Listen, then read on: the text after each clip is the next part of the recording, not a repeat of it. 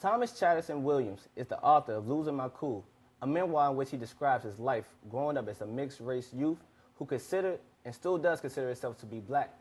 The book deals with the lore of the hip-hop community. Mr. Williams struggled for identity and the love of family. Losing My Cool is DSU's choice this academic school year for its annual One Book, One Campus program, which selects a book each year for the campus community to discuss and to read. This book is used as the part of DSU's University Seminar course for first-year college students. Let's get straight to the discussion. Thank you for coming today. Thanks for having me. Pleasure. Let's describe your book. All right, let's say you was an outsider looking in. What could you tell me about the book? Well, the book is, on the one hand, a memoir, so it's the story of my relationship with my father, primarily with my father, but with my brother and my mother as well. Okay. So there's the personal narrative aspect, but it's also, it's a book that uses my personal experiences to explore larger cultural and social events and forces. So I'm looking at, through the lens of hip-hop culture and my academic experiences, my neighborhood experiences, I'm looking at the impact that certain ideas and value systems have on black identity in my generation as opposed to in the time in which my father grew up under segregation in Texas. And I'm making some judgments about what has changed in the process. Okay. Just to give the viewers a quick background about you, like, can you describe your household? Like, where did you grow up at? Sure. I grew up in New Jersey. Okay. My father is from Texas. My mother's from the West Coast. My father was running anti-poverty programs since the 60s until the 80s. Okay. Ultimately, he came to Newark, New Jersey, where he was running anti-poverty programs there, and then the funding ran out. So my father. We were in New Jersey. My father started running an academic preparation service where he taught students everything from literature and philosophy and mathematics to SAT prep. They would come to him in the house. Okay. We had a very small house. My father had a lot of books.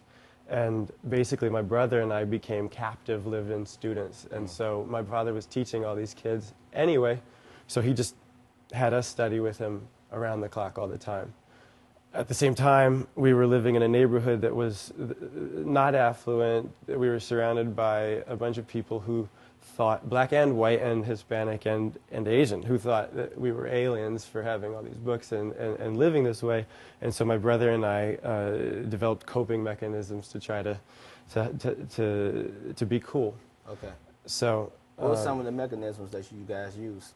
My brother rebelled in a general way. I kind of threw myself into basketball, into athletics, and into what sociologists call cool pose culture, which for me was to emulate some of the most self-defeating aspects of what is promoted in hip-hop culture and mainstream hip-hop culture. All right. So you could fairly say that hip-hop heavily influenced your life? Yeah, the idea of keeping it real and that black authenticity is equated with street identity that can be sold to you through a lot of hip-hop. That was kind of what I bought into, and that was my coping mechanism. I would say it was kind of what Dave Chappelle calls when keeping it real goes wrong. Yeah. All right. Next question. After you made the book, were you surprised or shocked when you found out that Delaware State University wanted to use your book for the One Book, One program? No, I mean, I was honored. I wasn't, I mean, I think that this is a book that has some messages and that many of my experiences might be of use to students at Delaware State and at schools across the country. Every now and then, you know, I have the privilege of talking to students and of meeting them, and I'm always, I'm not surprised, but I'm always humbled and honored to see the different ways in which I can connect with kids who are about 10 years younger than me and have a slightly different perspective, but similar experiences. Okay. Well, thank you a lot, sir, for coming. Thank you. And please, everybody, please go look out to the local bookstores for Losing Your Cool, and we'll be right back from Around Campus.